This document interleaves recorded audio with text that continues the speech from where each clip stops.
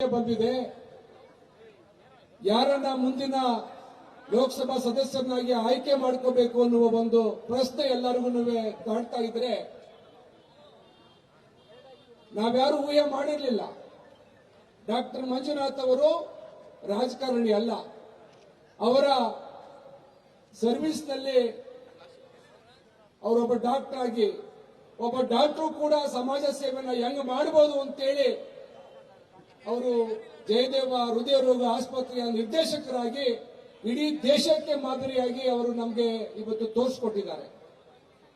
Doctor CN. Manjunath ಅವರ ದೂರದೃಷ್ಟಿ, ಅವರು ಒಬ್ಬ ವೈದ್ಯರಾಗಿ ಮಾಡಿರ್ತಕ್ಕಂಥ ಕೆಲಸವನ್ನ ಅಮೆರಿಕದ ಅಧ್ಯಕ್ಷ ಆಗಿದ್ದಂತ ಒಬಾಮಾ ಅವರು ಒಪ್ಕೋತಾರೆ. ಒಬಾಮಾ ಹೆಲ್ತ್ ಕೇರ್ ಅಲ್ಲಿ ಇವರ ವಿಚಾರವನ್ನ ಅಳವಡಿಸ್ಕೋತಾರೆ ಅಂತ ಅಂದ್ರೆ ಡಾಕ್ಟರ್ ಸಿ.ಎನ್. ಮಂಜುನಾಥ್ ಅವರು ನಾಳೆ ನಾನು ಎಂಪಿ ನಿಂತ್ಕೋತೀನಿ, ನನಗೇನೋ ಅಧಿಕಾರ ಬೇಕು ಅಂತೇಳಿ ಮುಖವಾಡ ಹಾಕೊಂಡು ಬಡವರ ಕೆಲಸ ಮಾಡಲಿಲ್ಲ. ಅವರು ಪ್ರಾಮಾಣಿಕವಾಗಿ ಒಂದು ಹಳ್ಳಿಗಾಡಿನಿಂದ ಬಂದು ಜನಸೇವೆಯನ್ನು ಹೀಗೆ ಮಾಡಬಹುದು, ನಾವು ಬಡವರ ಕಣ್ಣಿಗೊಳಿಸ್ತಕ್ಕಂಥ ಕೆಲಸವನ್ನು ಪ್ರಾಮಾಣಿಕ ಒಬ್ಬ ಡಾಕ್ಟರ್ ಆಗಿ ಅವರು ನಮ್ಮ ಮಾಡಿ ನಮಗೆ ಒಂದು ಆದರ್ಶವಾಗಿ ನಮ್ಮ ಮುಂದೆ ನಿಂತಿದ್ದಾರೆ. ಬಂಧುಗಳು, ಇವರು ನಮ್ಮ ಬಿಜೆಪಿ ಮತ್ತು ಜೆಡಿಎಸ್ ನ ಸಂಯುಕ್ತ ಅಭ್ಯರ್ಥಿ. ಇವತ್ತು ಡಾಕ್ಟರ್ ಮಂಜುನಾಥ್ ಅವರ ಕ್ಯಾರಿಯರ್ ಅವ್ರದಾಗೆಲ್ಲ ಅವರ ಸರ್ವಿಸ್ ಅನ್ನು ನೋಡಿದಾಗ ಅವ್ರದ್ದು ಯಾವುದೇ ರೀತಿಯ ಕಪ್ಪು ಚುಕ್ಕೆ ಇಲ್ಲದೆ ಇರ್ತಕ್ಕಂಥ, ಮಂಜುನಾಥ್ ಅವರ ಬಗ್ಗೆ ಯಾವುದೇ ಆಪಾದನೆ ಮಾಡೋಕೆ ಯಾವುದೇ ರೀತಿಯ ವಿಚಾರ ಇಲ್ಲದೆ ಇರ್ತಕ್ಕಂಥ ಒಬ್ಬ ಪ್ರಾಮಾಣಿಕ ಅಭ್ಯರ್ಥಿಯನ್ನ ಬಿಜೆಪಿ ಮತ್ತು ಜೆಡಿಎಸ್ ಇವತ್ತು ಕಣಕ್ಕಿಳಿಸಿದೆ. ಇದು ಒಂದು ಕಡೆ. ಇನ್ನೊಂದು ಕಡೆ ಮಾನ್ಯ ಡಿ.ಕೆ. ಸುರೇಶ್ ಅವರು 3 ಬಾರಿ ಸಂಸದರಾಗಿರ್ತಕ್ಕಂಥವ್ರು, 4ನೇ ಬಾರಿ ಸಂಸದರಾಗಲಿಕ್ಕೆ ಹೊರಟಿರ್ತಕ್ಕಂಥವ್ರು. ಬಂಧುಗಳೇ, ಡಿ.ಕೆ. ಸುರೇಶ್ ಅವರ ಹಿರಿಮೆ, ಅವರು ಮಾಡಿರ್ತಕ್ಕಂಥ ಗನಂದಾರಿ ಕೆಲಸ ನೋಡಿ ಈ ಜಿಲ್ಲೆಯ ಜನ ಅವರನ್ನ ಎಂಪಿ ಮಾಡಲಿಲ್ಲ. ನಮ್ಮ ದೌರ್ಬಲ್ಯದಿಂದ ಅವರು 3 ಸಾರಿ ಎಂಪಿ ಆಗಿದ್ದಾರೆ. 1 ಸಾರಿ ನಾನ್ ಸಹಾಯ ಮಾಡಿದ್ದೀನಿ, 2 ಸಾರಿ ಎಂಪಿ ಆಗಲಿಕ್ಕೆ ನನ್ನ ಸಹಾಯದಿಂದ ಎಂಪಿ ಆಗಿದ್ದಾರೆ. ಮತ್ತೊಂದು ಸಾರಿ ಜೆಡಿಎಸ್ನವರು ಮೊನ್ನೆ ಕಳೆದ ಚುನಾವಣೆಯಲ್ಲಿ ಇವ್ರು ಸಹಾಯ ಮಾಡಿ ಇವ್ರ ಆಶೀರ್ವಾದದಿಂದ ಎಂಪಿ ಆಗಿರೋದು. ಅವ್ರೇನೋ ಬಹಳ ಸಮಾಜ ಸೇವೆ ಮಾಡಿಬಿಟ್ಟಿದ್ದಾರೆ. ಅವ್ರು ಮಾಡಿರ್ತಕ್ಕಂಥ ಗರಂದಾರಿ ಕೆಲಸ ನೆನೆಸ್ಕೊಂಡು ಅವ್ರನ್ನ ಎಂಪಿ ಮಾಡಲಿಲ್ಲ. ರಾಜಕಾರಣದ ಆಕಸ್ಮಿಕ ಘಟನೆಗಳಿಂದ ಅವರು ಇವತ್ತು ಎಂಪಿ ಆಗಿದ್ದಾರೆ. 4ನೇ ಬಾರಿ ಎಂಪಿ ಆಗಲಿಕ್ಕೆ ಹೊರಟಿದ್ದಾರೆ. ಆಗಲಿ, ಆದ್ರೆ ಎರಡು ಚರ್ಚೆ ಮಾಡಬೇಕಲ್ಲ. ಯಾರು ಉತ್ತಮರು, ಯಾರು ಇವತ್ತು ಯಾರನ್ನ ಎಂಪಿ ಮಾಡ್ಕೋಬೇಕು? ನಾವು ಜಿಲ್ಲೆಯ ಜನ ಗುಲಾಮ್ರ, ನಮ್ಗೆ ಸ್ವಾಭಿಮಾನ ಇದೆ. ಇವತ್ತೊಬ್ಬ ಪ್ರಾಮಾಣಿಕವಾದಂತ ಅಭ್ಯರ್ಥಿ ನಮ್ಮ ಕಣ್ಮುಂದೆ ಇದ್ದಾರೆ. ನಾವು ಡಾಕ್ಟರ್ ಸಿ.ಎನ್. ಮಂಜುನಾಥ್ ಅವ್ರನ್ನ ಎಂಪಿ ಮಾಡ್ಕೋತೀವಿ ಅಂತ ಘಂಟಾಘೋಷವನ್ನು ಇವತ್ತು ಸಭೆ ಹೇಳ್ತಾ ಇದ್ದೀವಿ.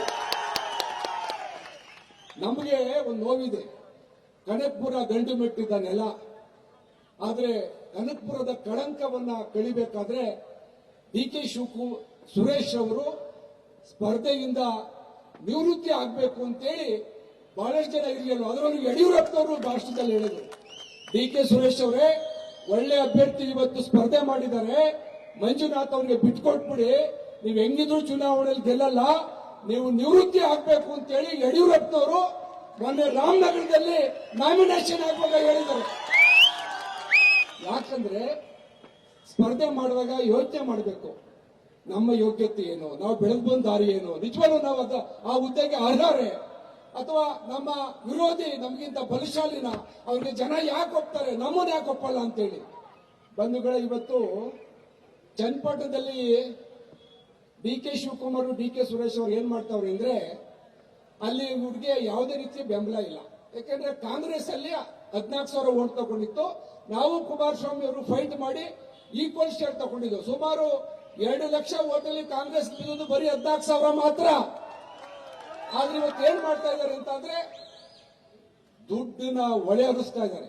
ದುಡ್ಡು ನೀನ್ ಬಾ, ಒಂದು ಬಾವುಟ ಹಾಕ್ತೀನಿ ಕಾಂಗ್ರೆಸ್, ನಿನ್ಗೆ 1 ಲಕ್ಷ ಕೊಡ್ತೀನಿ, ನೀನ್ ಬಾ 1 ಲಕ್ಷ ಕೊಡ್ತೀನಿ, ಎಲ್ಲರೂ ದುಡ್ಡಿಂದ ಖರೀದಿ ಮಾಡಿ ಕೊಟ್ಟು ಬಿಟ್ಟಿದ್ದಾರೆ. ನಾನು ಹೇಳೋದು, ಇವ್ರಿಗೆ ಇಷ್ಟು ದುಡ್ಡಿನಿಂದ ಎಲ್ಲರೂ ಗೆಲ್ತೀನಿ ಅನ್ನೋ ವ್ಯಾಮೋಹ ಯಾಕೆ ಇವ್ರಿಗೆ?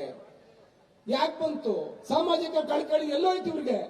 ಡಿ.ಕೆ. ಶಿವಕುಮಾರ್ ಮಾತಾಡಿದ್ರೆ ಒಂದು ಹೇಳ್ತಾರೆ ಯಾವಾಗ್ಲೂ, ಸಾಕ್ಷಿ ಗುಡ್ಡೆ ಅಂತ. ಅವ್ರ ಮಾತು ಭಾಷಣ ಕೇಳಿದ್ದೀನಿ ನಾನು ಬಹಳ ವರ್ಷಗಳಿಂದ.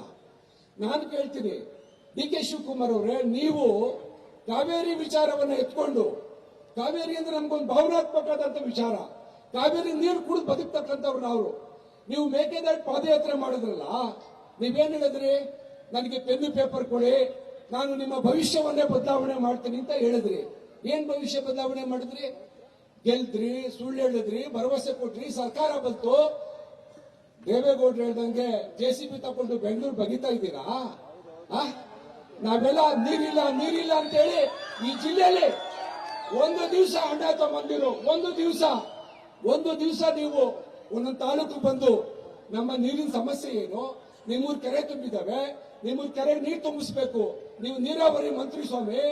ಡಿ ಕೆ ಶಿವಕುಮಾರ್ ಅವರೇ, ನೀವು ನೀರಾವರಿ ಮಂತ್ರಿ, ಬರೀ ನೀರಾವರಿ ಮಂತ್ರಿಗೆ ಕೆರೆ ಕಡೆ ತುಂಬಿಸ್ತಕ್ಕಂಥ ಒಂದೇ ಒಂದು ಮೀಟಿಂಗ್ ನೀವು ನಮ್ಮ ಜಿಲ್ಲೆಯಲ್ಲಿ ಯಾವತ್ತೂ ಮಾಡಲಿಲ್ಲ. ನಮ್ಮ ತಾಲೂಕಲ್ಲಿ ಇವತ್ತು ಅಂತರ್ಜಲ ಕುಸಿತೋಗಿದೆ, ನಮ್ಮ ಜಿಲ್ಲೆಯಲ್ಲಿ ಇವತ್ತು ಬರಡು ಭೂಮಿ ಆಗ್ತಾ ಇದೆ, ನಮ್ಮ ಜಿಲ್ಲೆ ರೈತರ ಸಂಕಷ್ಟ ಕೇಳಕ್ ಆಗ್ತಾ ಇಲ್ಲ, ನಮ್ಮ ಜಿಲ್ಲೆಯಲ್ಲಿ ಇವತ್ತು ವಿದ್ಯುತ್ ಸಮಸ್ಯೆ ರೈತರು ಕಾಡ್ತಾ ಇದೆ. ಆದ್ರೆ ನೀವೇನ್ ಮಾಡಿದ್ರಿ? ಗೆದ್ದ ಮೇಲೆ ಜಿಲ್ಲೆನೇ ಬಿಟ್ಬಿಟ್ಟು ಬೆಂಗಳೂರು ಸೇರ್ಕೊಂಡ್ರಿ. ಚುನಾವಣೆ ಬಂತು, ಇವತ್ತು ಅಣ್ಣ ತಮ್ಮದರಿಬ್ಬರು ಯಾರ್ಯಾರನ್ನು ಪರ್ಚೇಸ್ ಮಾಡಬಹುದು, ಯಾವ್ಯಾವ ತಾಲೂಕಲ್ಲಿ ಏನೇನು ವೀಕ್ನೆಸ್ ಇದೆ, ರಾಜಕೀಯವಾಗಿ ಹೆಂಗ್ ನಾವು ಲಾಭ ಪಡಿಬಹುದು ಅಂತ ಯೋಚನೆ ಮಾಡ್ತಿದ್ದಾರಲ್ಲ. ಈ ಸಾರಿ ಯಾವುದೇ ಕಾರಣಕ್ಕೂ ಡಿ ಕೆ ಸುರೇಶ್ ಅವರು 100ಕ್ಕೆ 100 ಭಾಗ ಈ ಚುನಾವಣೆಯಲ್ಲಿ ಗೆಲ್ಲೋದಿಲ್ಲ.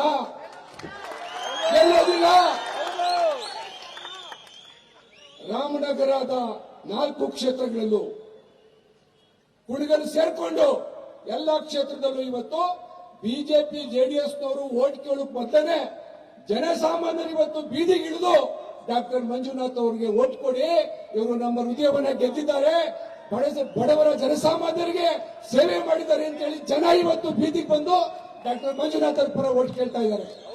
ನನಗೆ ಆಶ್ಚರ್ಯ, ನಾನು ಅನ್ಕೊಂಡಿದ್ದೆ ಕನಕಪುರದಲ್ಲಿ ಯಾರೋ ಹೆದರ್ಕೊಂಡು ಅವರಿಗೆ ದಬ್ಬಾಳಿಕೆ ದೌರ್ಜನ್ಯಕ್ಕೆ ಹೆದರ್ಕೊಂಡು ಜನ ಆಚೆ ಬರಲ್ವೇನೋ ಅಂತ ಹೇಳಿ. ನಿಜವಾಗ್ಲೂ ಇವತ್ತು ಬೆಳ್ತಾರೆ, ನೀವೆಲ್ಲ ಆಚೆ ಬಂದಿದ್ದೀರಿ, ನಿಮ್ ಧೈರ್ಯನ ನಾನು ಮೆಚ್ತೇನೆ. ಎಷ್ಟು ದಿನ ಆಗಿತ್ತು ದಬ್ಬಾಳಿಕೆ, ಎಷ್ಟು ದಿನ ಆಗಿತ್ತು ದೌರ್ಜನ್ಯ? ಶಿವಕುಮಾರ್ನ ಸುರೇಶ್ ಅವ್ರನ್ನ ನಾನು ಬಹಳ ಬಲ್ಲೆ, 30 ವರ್ಷದಿಂದ ಬಹಳ ನೋಡಿದ್ದೀನಿ ಅವ್ರನ್ನ. ಏನು ಬೆಳೆದ ಚಿಕ್ಕಿದ್ದ ಜೊತೆಲೆ ಬೆಳ್ಕೊಂಡು ಬಂದೋ ನಾವು. ಆದ್ರೆ ಇವ್ರಿಗೆ ಇಷ್ಟು ದಾಹ, ಅಧಿಕಾರದ ದಾಹ, ದರ್ಪ ಯಾಕೆ ಬೇಕಿದೆಲ್ಲ? ನಾನು ಅವ್ರಿಗೊಂದು ಮಾತು ಹೇಳ್ತೀನಿ, ಡಿ ಕೆ ಸುರೇಶ್ ಅವರು ಈ ಚುನಾವಣೆಯಲ್ಲಿ ಸೋತ್ರೆ ಕನಕಪುರಕ್ಕೆ ಅಂಟಿರುವ ಕಳಂಕ ಕಳೀತದೆ, ನಿಮ್ಮನ್ನೆಲ್ಲ ಜನ ಗೌರವಿಸ್ತಾರೆ. ಬಂಧುಗಳೇ, 108 ವಿಚಾರ ಮಾತಾಡ್ಬೋದು. ಇವತ್ತು ಒಂದ್ ಕಡೆ ಸರ್ಕಾರದ ವೈಫಲ್ಯ, ಒಂದ್ ಕಡೆ ನಮ್ ದೊಡ್ಡ ಗೌಡ್ರು ಕೊಟ್ಟಿರ್ತಕ್ಕಂಥ ಸಂದೇಶ. ಗೌಡ್ರು ಏನ್ ಸಂದೇಶ ಕೊಟ್ಟರು ಅಂದ್ರೆ, ಈ ದೇಶಕ್ಕೆ ನರೇಂದ್ರ ಮೋದಿ ಅವರ ನಾಯಕತ್ವವನ್ನ ಗೌಡ್ರು ಕೊನೆಗೆ ಒಪ್ಕೊಂಡ್ರು.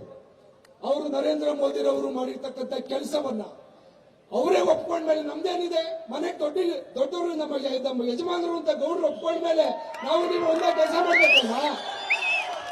ಹಾಗಾಗಿ ನಾವು ಪರಸ್ಪರ ರಾಜಕೀಯವಾಗಿ ಹೋರಾಟ ಮಾಡಿಕೊಂಡು ಬಂದದ್ದು ಜನಗಳ ಬದುಕಿಗಾಗಿ, ಜನಗಳ ಸೇವೆ ಮಾಡ್ತೀವಿ ಅಂತ, ಜನಗಳಿಗೆ ಕಷ್ಟ ಸುಖದಲ್ಲಿ ಆಗ್ತೀವಿ ಅಂತ. ಆದ್ರೆ ಇವತ್ತು ಡಿ ಕೆ ಶಿವಕುಮಾರ್ ಅವರು, ಡಿ ಕೆ ಸುರೇಶ್ ಅವರು ಇವತ್ತು ಅದೆಲ್ಲ ಬದುಕಿಟ್ಟು, ನಾನು ನಿನ್ನೆ ಮೊನ್ನೆ ನೋಡ್ತಾ ಇದ್ದೆ ಟಿವಿಲಿ, ಅವರು ಏಕವಚನದಲ್ಲಿ ಮಾತಾಡೋದು ಶುರು ಮಾಡ್ಬಿಟ್ಟಿದ್ದಾರೆ. ಶಿವಕುಮಾರ್ ಮೊದಲೆಲ್ಲ ಕುಮಾರಣ್ಣ ಅಂತ ಗೌರವ ಕೊಡ್ತಾ ಇದ್ರು, ದೇವೇಗೌಡ್ರೆ ಅಂತ ಗೌರವ ಕೊಡ್ತಾ ಇದ್ರು. ಮನುಷ್ಯನಿಗೆ ಇಷ್ಟೊಂದು ಮದನ. ಹಿರಿಯವ್ರಿಗೆ ವಿಧಾನಸೌಧದಲ್ಲಿ ಇಬ್ರು ಕೈ ಹಿಡ್ಕೊಂಡು ಕುಮಾರಸ್ವಾಮಿ ಕೈ ಎತ್ತಿ ನಮ್ಮ ಅಣ್ಣ ಅಂತ ಹೇಳ್ದಂತ ಶಿವಕುಮಾರ್ ಇವಾಗ ಕೇವಲ ಮಾತಾಡ್ತಾರೆ. ಇವ್ರೊಂದು ಪಾಠ ಕಲಿಸ್ಬೇಕು, ಬೇಡ ಅಂತೀರ ನೀವು? ಇವತ್ತು ಇದಕ್ಕೆಲ್ಲ ಈ ಜಿಲ್ಲೆಯ ಜನ ತೀರ್ಮಾನ ಮಾಡಿದ್ದಾರೆ. 26ನೇ ತಾರೀಕು ಅದಕ್ಕೆ ಉತ್ತರ ಕೊಡ್ತಾರೆ ಅನ್ನೋ ಒಂದು ಆತ್ಮವಿಶ್ವಾಸ ನನಗಿದೆ. ಬಂಧುಗಳೇ, ಒಟ್ಟು 8 ಕ್ಷೇತ್ರ, ಬೆಂಗಳೂರು ಗ್ರಾಮಾಂತರದಲ್ಲಿ 8 ಕ್ಷೇತ್ರ, ಬೆಂಗಳೂರು ನಗರದ 3 ಕ್ಷೇತ್ರಗಳು. ಕಳೆದ 4-5 ಚುನಾವಣೆಯಿಂದಲೂ ಬಿಜೆಪಿ ಪರವಾಗಿರ್ತಕ್ಕಂಥ ಕ್ಷೇತ್ರಗಳು. ಬೆಂಗಳೂರು RR ನಗರ, ಬೆಂಗಳೂರು ಸೌತ್, ಆನೇಕಲ್ಲು ಯಾವತ್ತೂ ಬಿಜೆಪಿ ಪರ. ಈಗ ಡಾಕ್ಟರ್ ಅಭ್ಯರ್ಥಿ ಆದ್ಮೇಲೆ ಇಡೀ ಕ್ಷೇತ್ರ ಬಿಜೆಪಿ ಮಯ. ಅದು ಈ 5 ಕ್ಷೇತ್ರಗಳ ಸೆಣಸಾಟ ಏನಿತ್ತಲ್ಲ, 5 ಕ್ಷೇತ್ರಗಳಲ್ಲೂ ಕೂಡ ಇವತ್ತು ಡಾಕ್ಟರ್ CN ಮಂಜುನಾಥ್ ಅವರು ಮುಂದೆ ಇದ್ದಾರೆ. ಎಲ್ಲಾ ಕ್ಷೇತ್ರಗಳಲ್ಲೂ ಕೂಡ ಇವರಿಗೆ ವಿರುದ್ಧವಾದಂತ ವಾತಾವರಣ ಇದೆ. ಡಿ ಕೆ ಸುರೇಶ್ ಅವರಿಗೆ ಅವ್ರಿಗಿಷ್ಟೇ, ಎಲ್ಲ ಬಾಯಿಂದ ಮಾತಾಡಿದ್ರೆ ಅವರು ಕಣ್ಣಿಂದ ಮಾತಾಡ್ತಾರೆ. ಎಲ್ಲಿಂದ? ಕಣ್ಣಿಂದ. ಅವರು ಕಣ್ಣು ಉಪ್ಪಿಂದ, ಕಣ್ಣು ಉಪ್ಪಲ್ಲಿ ಮಾತಾಡಿಸೋದು. ಅಧಿಕಾರಿಗಳ ವರ್ಗ ಇಡೀ ಜಿಲ್ಲೆನಲ್ಲಿ ಎಷ್ಟು ನೊಂದೋಗಿದೆ ಅಂದ್ರೆ ಅವರು ಮಾತಾಡ್ತಕ್ಕಂಥ ರೀತಿ, ಅವ್ರು ನಡ್ಕೊಳ್ತಕ್ಕಂಥ ರೀತಿಗೆ ಇಡೀ ಜಿಲ್ಲೆಯ ಅಧಿಕಾರಿಗಳು ಇವತ್ತು ಇವ್ರ ವಿರುದ್ಧ ಇದ್ದಾರೆ. ಇಡೀ ಜಿಲ್ಲೆನಲ್ಲಿ ಇವತ್ತು ಜನಸಾಮಾನ್ಯರು ಅವರು ನಾನು ಕೇಳ್ತಾ ಇದ್ದೆ, ಇವತ್ತು ಎಲ್ಲ ಕಡೆ ಕೇಳ್ತೀನಿ, ಡಿ ಕೆ ಸುರೇಶ್ ನಿಮ್ಮ ಊರಿಗೆ ಬಂದಿದ್ರಾ, MP ಆಗಿ ಏನ್ ಕೆಲಸ ಮಾಡಿದ್ದಾರೆ, MP ಗ್ರಾಂಟ್ ಅನ್ನ ಏನ್ ಮಾಡಿದ್ದಾರೆ, DKS ಟ್ರಸ್ಟ್ ಅಂತ ಒಂದು ಟ್ರಸ್ಟ್ ಮಾಡಿಕೊಂಡು ಕುಡಿ ನೀರು ಘಟಕ ಮಾಡಿ ಚೈನಾದಿಂದ ಮಿಷಿನ್ ತಂದು ಹಾಕ್ಸಿರೋದು ಬಿಟ್ರೆ ಈಗ ಎಲ್ಲ ಕಡೆ ಬಸ್ ಸ್ಟ್ಯಾಂಡ್ಗಳು ಮಾಡಿಬಿಟ್ಟಿದ್ದಾರೆ. ಕೊನೆಯಲ್ಲಿ ಇಷ್ಟು ವರ್ಷ ಯಾಕೆ ಮಾಡಲಿಲ್ಲ? ಇಷ್ಟು ವರ್ಷ ನಿಮ್ ಸೇವೆ ಏನು ಈ ನಾಡಿಗೆ? ಬಂಧುಗಳಿಗಿಂತ 108 ಪ್ರಶ್ನೆಗಳು ಇವತ್ತು ಜಿಲ್ಲೆ ಜನ ಹಾಕೊಂಡಿದ್ದಾರೆ. ಆದ್ರೆ ಒಂದು ವಿಚಾರ ಹೇಳ್ತೀನಿ, ಒಂದ್ಸತಿ JDS ಸಹಾಯ ಮಾಡಿ MP ಆಗಿದ್ದೀರಿ, ಒಂದ್ಸತಿ BJP ಸಹಾಯ ಮಾಡಿ MP ಆಗಿದ್ದೀರಿ. BJP ಅಂದ್ರೆ ನಾನು ವೈಯಕ್ತಿಕವಾಗಿ ನಮ್ಮ ಜಿಲ್ಲೆಯಲ್ಲಿ ಮಾಡಿ, ಆದ್ರೆ ಈ ಸಾರಿ JDS BJP ನಿಮ್ಮ ದೌರ್ಜನ್ಯದ ವಿರುದ್ಧ ಒಂದಾಗಿದ್ದಾವೆ.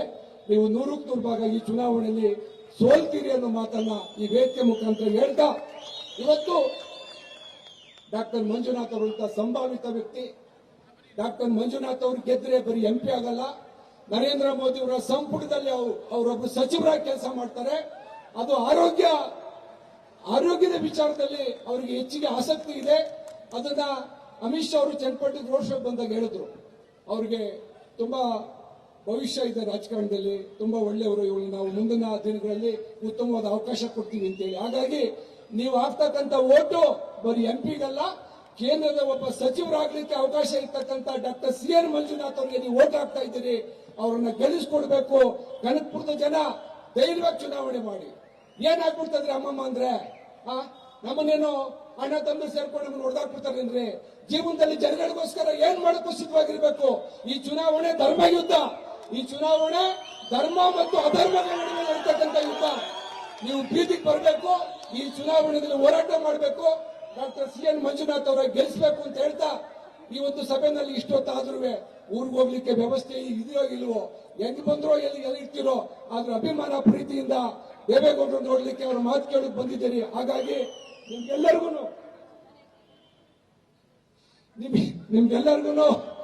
ನಾನು ಧನ್ಯವಾದಗಳನ್ನ ಹೇಳ್ತಾ, ನಮ್ಮ ಟೌನ್ ಅಧ್ಯಕ್ಷರು ಬಂದು ನಾನು ಕೇಳಿ ನೋಡಿ ಹೆಂಗ್ ಮಾತಾಡಿಸ್ತಾರೆ. ಏನಂದ್ರು ಟೌನ್ ಅಧ್ಯಕ್ಷರು ಅಂದ್ರೆ, ಅಣ್ಣ ಎಲ್ಲಾ ಕಡೆ ದುಡ್ಡು ಕಣ ವಿಪರೀತ ಖರ್ಚು ಮಾಡ್ತಾವ್ರೆ ಕಣ, ಬೆಂಗಳೂರಿನಲ್ಲಿ ಬಂದಿರ್ತಕ್ಕಂಥ ದುಡ್ಡೆಲ್ಲ ತಗೊಂಡ್ ಬಂದು ಗೆಲ್ಲೇಬೇಕು ಅಂತ ಆಟಕ್ಕೆ ಬಿದ್ಬಿಟ್ಟವ್ರ ಕಣ, ನೀವು ದುಡ್ಡಿನ ಮುಂದೆ ನಾವೇನು ಮಾಡೋಕ್ಕಾಗಲ್ಲ ಅಂತೇಳಿ ನಮ್ಮ ತಾಲೂಕೆಲ್ಲ ಮಾತಾಡ್ಕೋತಾರೆ.